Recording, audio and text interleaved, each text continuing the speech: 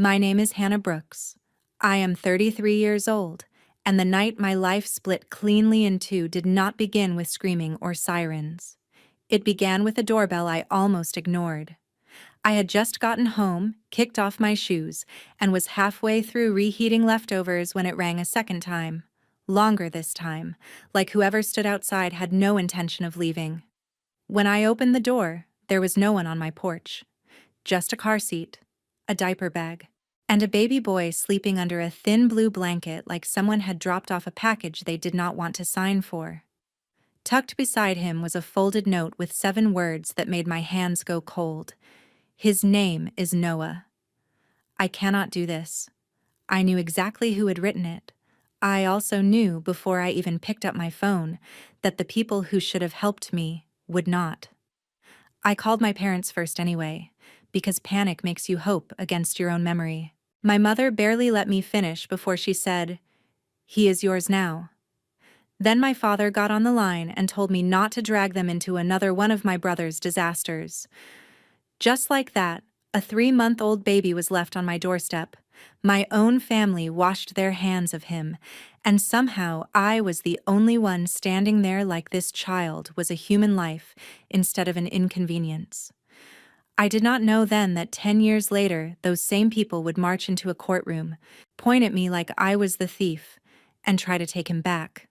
But the moment I lifted that baby out of the car seat and he curled his tiny hand around my finger, something in me made a promise the rest of my life would have to keep. Before I tell you what happened when they came back for him a decade later, tell me this: what time is it where you are right now, and where are you listening from tonight? I really want to see how far this story reaches. That first night was a blur of fear, formula, and Google searches I never wanted to make. I drove to a 24-hour grocery store still wearing my work clothes, standing in the baby aisle with my phone in one hand and the cart in the other, trying to figure out what kind of formula a 3-month-old needed and what size diapers to buy when you had never changed one in your life. A woman old enough to be my grandmother helped me without asking too many questions.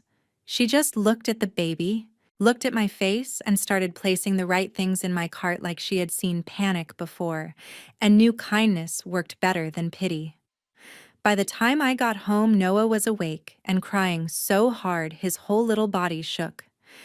I fed him with trembling hands, laid him down in a dresser drawer lined with folded blankets because I had nothing else, and sat on the floor beside him until dawn, too scared to sleep in case he stopped breathing. The next morning, I called the school district and said I had a family emergency. At the time, I worked as a speech therapist for an elementary school in a suburb outside Columbus, Ohio, and I had never once asked for emergency leave. My supervisor heard something in my voice and told me to take the week. After that, I filed a police report, called a family lawyer, and learned exactly how messy it was to become the emergency guardian of a child who had been dumped on you by blood and abandoned by everyone else. My brother Dylan had always been reckless, selfish, and impossible to count on, but this was a level even I had never imagined. His girlfriend had vanished a few weeks after giving birth, according to the little scraps of truth I could piece together. And because Dylan was the only legal parent left on paper, he had apparently decided the easiest way to survive his own collapse was to hand his son to me and disappear.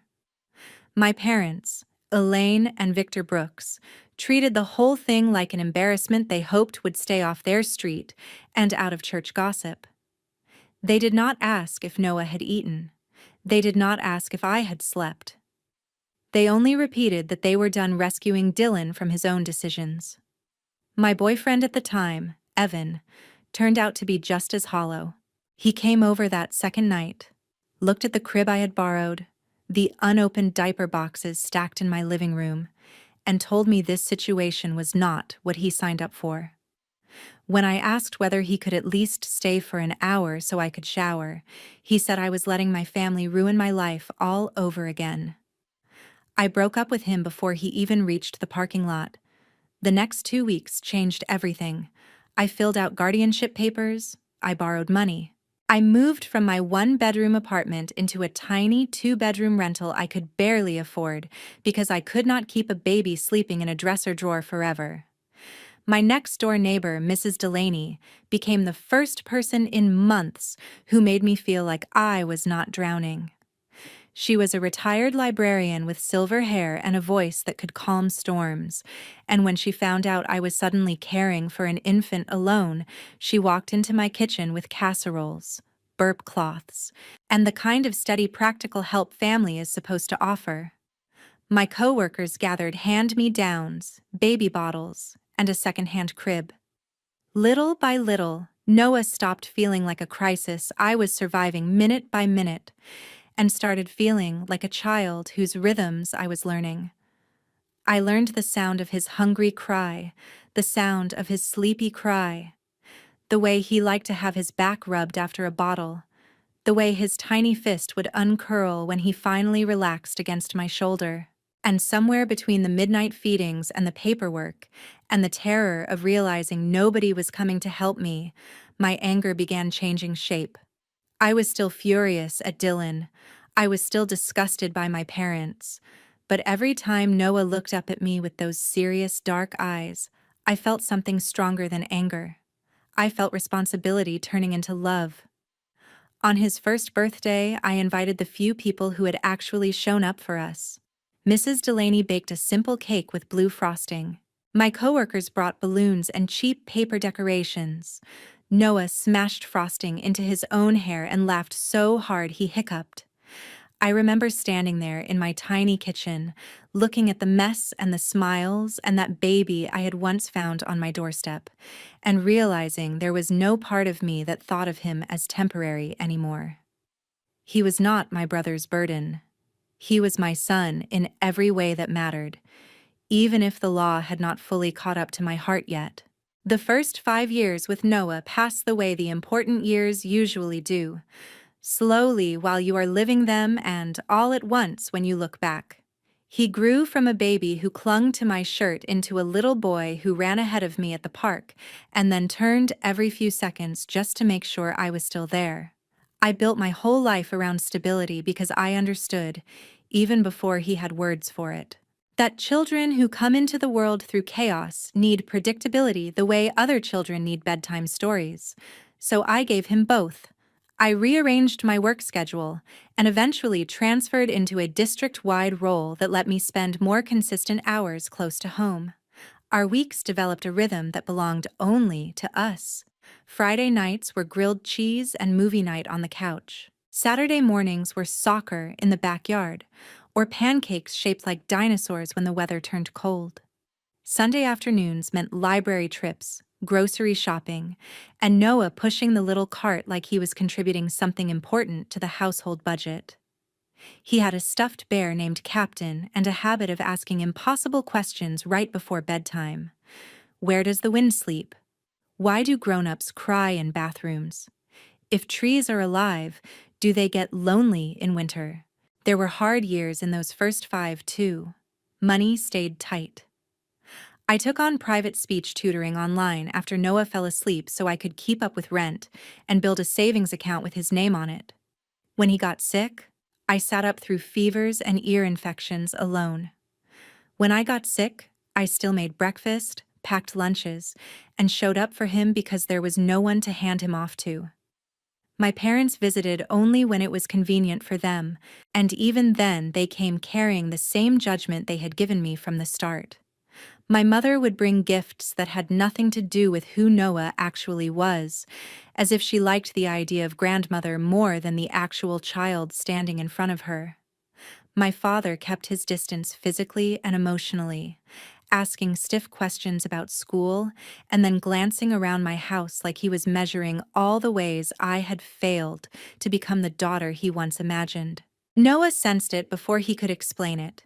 He was chatty and fearless with almost everyone, but around my parents he turned quiet, careful, as if even then some part of him knew their love came with conditions.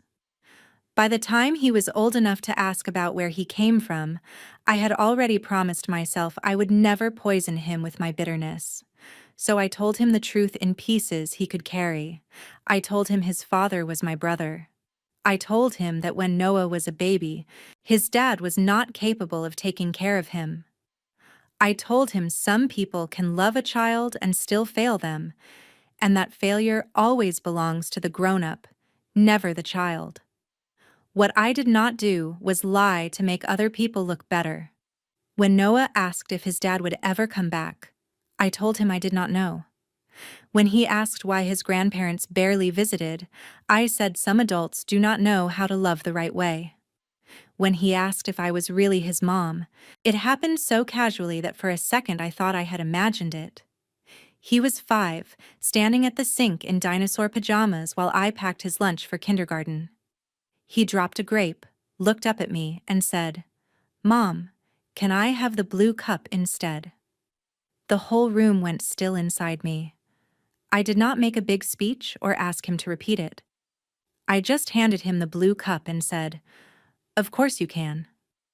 Later that night, after he fell asleep with one sock missing and Captain wedged under his chin, I sat beside his bed and cried quietly into my hands. Not because the word surprised me, but because it felt like a truth my life had been walking toward for years. From then on, it came naturally. Mom at the grocery store, Mom from the back seat. Mom whispered through fevers and nightmares. He never used my first name again. We took our first real trip together when he was 6, a modest drive up toward Lake Erie with cheap motel sheets, sticky boardwalk fries, and enough laughter to make me forget how carefully I had budgeted every dollar. He collected smooth stones from the water. I collected the sight of him running toward me at sunset, all skinny legs and trust. By the time Noah turned 8, the people who truly made up our family were not the ones connected to us by blood. They were Mrs. Delaney, my friend Tasha from work, Noah's second-grade teacher who saved every one of his drawings, the soccer dad who fixed my dead battery in a rainstorm, the woman at the bakery who always slipped an extra cookie into Noah's birthday box. Our family had been built the hard way, through consistency and care. It did not look traditional, but it was strong, and for a long time I let myself believe that strength would be enough to protect us from the people who had once walked away. Noah was 9 when the past came back, wearing a calm voice and a pressed button-down shirt. It was a Tuesday evening in early fall. I was helping him build a solar system model at the kitchen table when my phone rang from an unknown number. Normally, I would have ignored it, but something in me tightened before I even answered. The voice on the other end was older, flatter, and far more controlled than the one I remembered. But I knew it immediately. It was Dylan. For a second, I could not speak. He filled the silence by telling me he had been sober for years, that he had finally gotten his life together, that he was married now to a woman named Caroline, and that he wanted a chance to do the right thing with his son. "My son," I almost said. Instead, I stepped into the hallway and asked the first question that mattered. "Why now?" Dylan gave me the kind of answer people give when they have rehearsed something in the mirror. He said he had needed time to become stable. He said he had carried shame every day. He said he wanted to rebuild slowly, respectfully, without causing harm. I hated how reasonable he sounded. I hated even more that a small part of me wanted to believe him for Noah's sake. After I hung up, I spent half the night staring at the ceiling and the other half researching child psychologists, because I knew I could not make a decision like that from fear alone. The psychologist I found told me what I already knew in my gut. If Dylan re-entered Noah's life, it had to happen gradually, under supervision, and always on Noah's emotional timeline, not Dylan's. So that is how it began. The first meeting took place at a science museum on a Saturday afternoon. I told Noah the truth in the gentlest language I could manage. I said his dad wanted to meet him. Noah went very quiet and asked whether that meant he had done something wrong. That question broke me in a place I never fully recovered from. At the museum, Dylan arrived with Caroline, and the first thing I noticed was how polished they both looked. Dylan had cut his hair. He wore a watch that probably cost more than my monthly grocery bill. Caroline was warm, elegant, and almost too perfect in the way she crouched to Noah's level, and told him she had heard he loved planets. She handed him a small telescope like she had spent weeks thinking about what kind of gift would make her seem thoughtful without appearing desperate. For the first few visits, everything stayed careful and polite. Dylan did not push. Caroline smiled at the right moments. Noah mostly stayed close to me, answering questions in short sentences, watching Dylan with the kind of caution children learn when grown-ups have disappointed them before they are old enough to spell the word. Over time, though, he relaxed just enough to ask Dylan why he had not been around. Dylan said he had been sick and had needed to get better. It was not a lie exactly, but it was nowhere near the whole truth. I watched that answer land on Noah's face and felt the first real thread of danger slide under my skin. After a few months, Dylan and Caroline announced they were moving to Columbus permanently. They said they wanted to be closer to Noah and build something real. Again, reasonable. Again, polished. Again, everything about it felt just slightly too smooth. They started showing up more often. They learned Noah's favorite foods. They came to one of his soccer games and cheered louder than people who had earned that right. Caroline took pictures and called him a natural. Dylan talked about how much he had missed and how grateful he was that I had stepped in when he could not. The gratitude would have softened me if it had stayed gratitude. It did not. It turned, little by little, into implication. Caroline mentioned the better school district near their neighborhood. Dylan pointed out that Noah would love having his own yard. One evening over dinner at my house, after Noah had run off to get a drawing he wanted to show Caroline, Dylan leaned back in his chair and said the sentence I had been fearing without wanting to name. He said, "He deserves the chance to be with his real family now." I stared at him so hard I think even he felt ashamed for half a second. Then Caroline, still smiling in that controlled way of hers, added that what they meant was a traditional home, 2 parents, more financial security, more opportunities, the sort of life Noah would naturally benefit from. It was one of the cruelest conversations I have ever survived because they dressed the insult in gratitude. They praised me like a substitute teacher who had done an admirable job keeping a seat warm. They talked about my sacrifices while quietly erasing my claim to them. I kept my voice low because Noah was in the next room, and I would have swallowed glass before letting him hear panic in mine. I told them Noah already had stability. I told them I was not interested in discussing a custody change. Dylan looked almost offended, as if I were the one behaving unreasonably.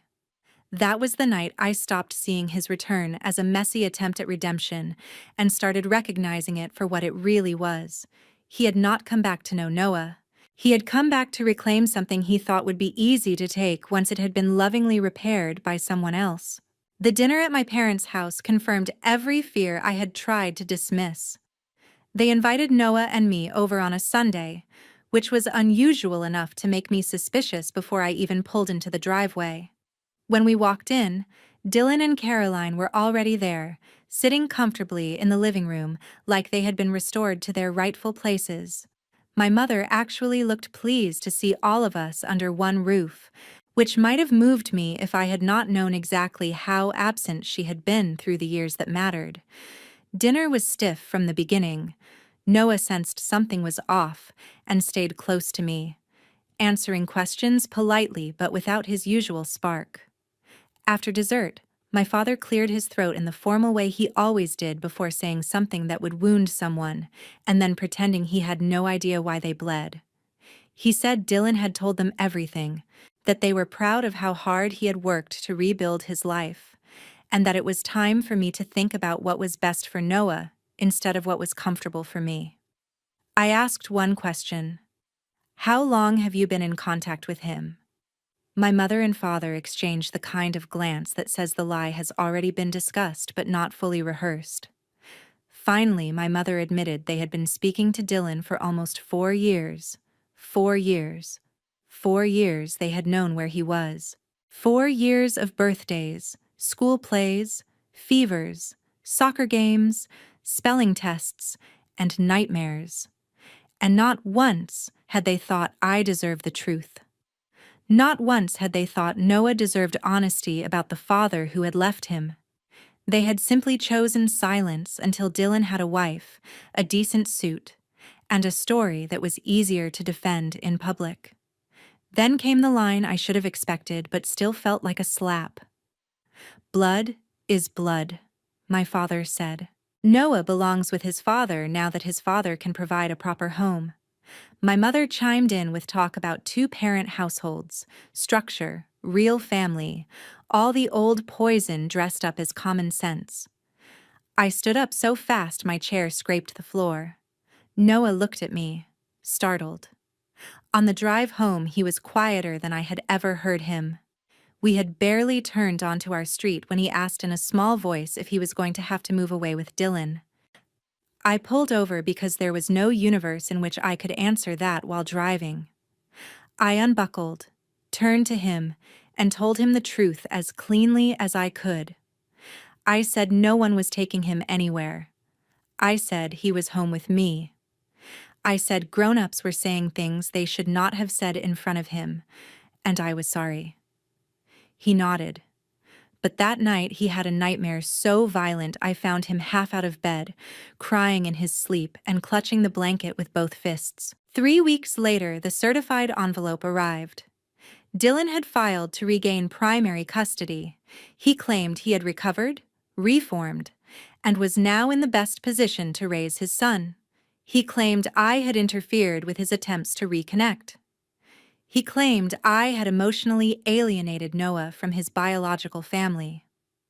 My parents submitted sworn statements backing him up. According to their affidavits, I had spent years blocking healthy contact, refusing invitations, and presenting myself as Noah's only parent out of selfishness. I had read enough lies by that point to know the real danger was not in their cruelty, but in how official cruelty can look when typed on legal paper. I hired Rebecca Sloan within 48 hours.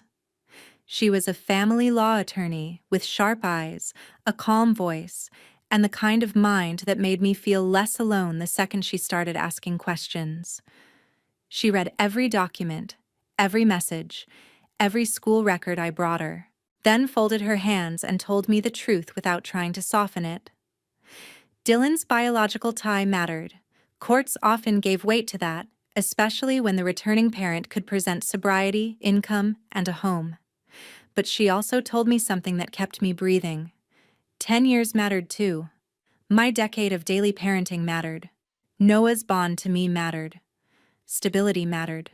She told me to start gathering everything: school records, medical records, teacher emails, photos, calendars, text messages with my parents. Anything that showed the truth of how Noah had actually been raised and how absent everyone else had been. So I did. I built binders while Noah slept. I printed report cards with my signature on every form. I collected doctor visit summaries listing me as parent or guardian.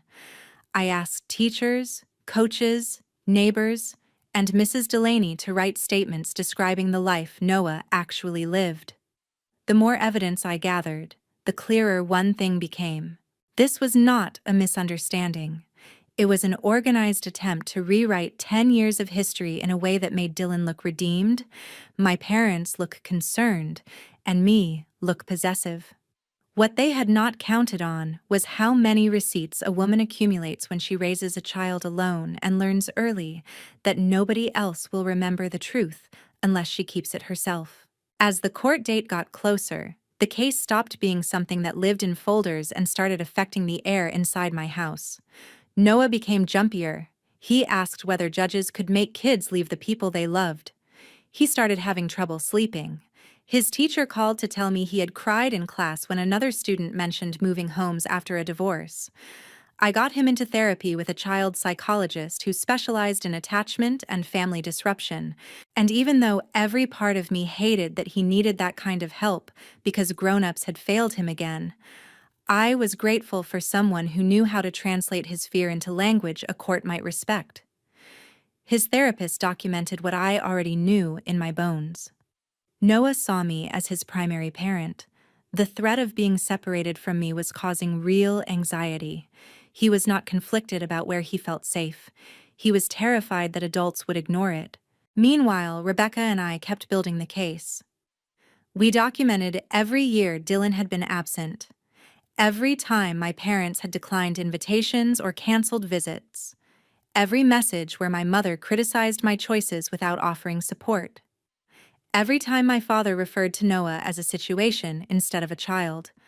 I also hired a private investigator, not because I wanted dirt, but because timing matters, and Dylan's sudden urgency after 10 years felt less like love than strategy.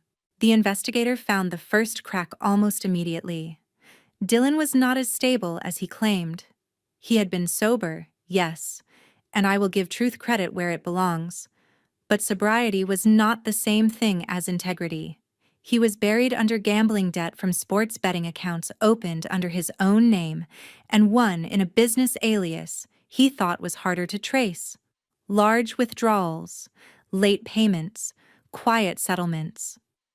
The pattern was ugly, desperate, and recent. Then came the second discovery, and that one shifted the whole shape of the case. Caroline was not simply a supportive wife trying to help her husband reconnect with his son. Through emails, text messages, and a series of carefully cheerful notes she had sent to a colleague, the investigator found repeated references to Noah as the missing piece. At first, that phrase meant nothing. Then it became everything. Caroline worked in luxury real estate branding, and she was in the running for a high-profile partnership that favored candidates with polished, family-centered public images. More importantly, she had access to a housing trust connected to her late grandfather's estate, and one of the discretionary benefits tied to that trust involved subsidized access to a restored family property for descendants building long-term households. It was not as simple as a cartoon villain twirling a mustache over a pile of money, but it was worse in a more human way. Noah was not a child to them. He was proof of something marketable. He was a symbol they could stand beside in photos. He was legitimacy. He was leverage. The investigator also uncovered months of planning between Dylan and my parents. Group messages, calls, calendars, discussions about judges, impressions, and how to frame me as controlling. In one message, my mother actually wrote that if Noah kept calling me mom in public, it would make everything harder, and my father replied that children adjust faster than women who get too attached. I sat at my kitchen table reading that exchange while Noah slept down the hall and had to press my palm flat against the wood to keep from throwing up. Rebecca did not react dramatically when I handed her the new material. She just went very still in the way competent people do when they realize the truth is even uglier than expected. We organized everything into a sealed evidentiary packet. The financial records, the communications, the contradictions between Dylan's court filings and his actual debt. The messages showing my parents had maintained secret contact for years while letting me believe they knew nothing.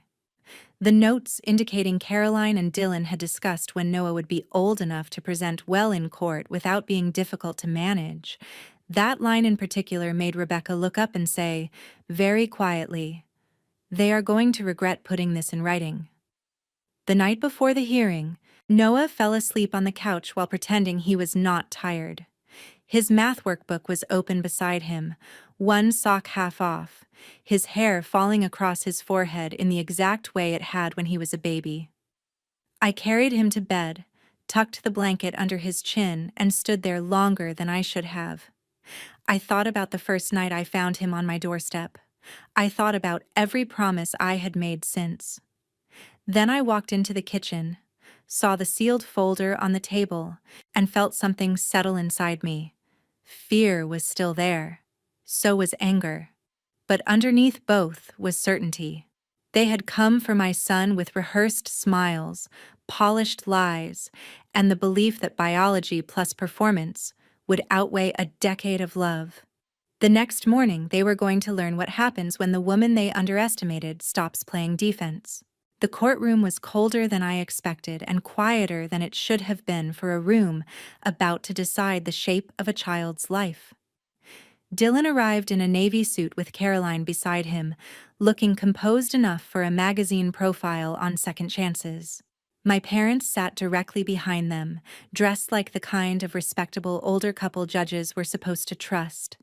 If a stranger had walked in without context, they would have seen an established family and a single woman on the other side, trying not to show how hard her hands were shaking. That was exactly the image they wanted.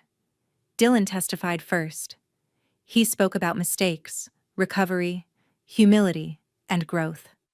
He said he had been too broken 10 years ago to care for Noah, but had spent every year since becoming the man his son deserved.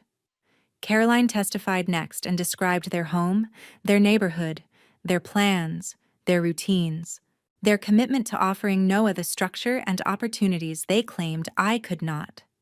My mother said I had pushed them away for years. My father said I had confused Noah by encouraging him to think of me as more than an aunt. Every lie was delivered in that soft, careful courtroom tone people use when they think sounding calm will make them sound honest. Then it was my turn. Rebecca did not ask me to perform. She asked me to tell the truth. So I did. I talked about the night Noah arrived.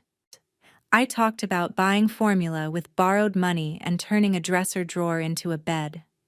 I talked about the first fever, the first haircut, the first day of kindergarten, the nightmares, the soccer games, the science fairs, the lunches packed before dawn, the speech practice homework spread across our kitchen table, the way Noah still came looking for me when he was hurt or scared or proud or happy. I did not call myself a hero. Mothers who are telling the truth do not need hero language. We only need details. Rebecca then called Noah's therapist and two of his teachers, and each one in their own professional way said what Dylan's side had spent months trying to erase. Noah was thriving with me.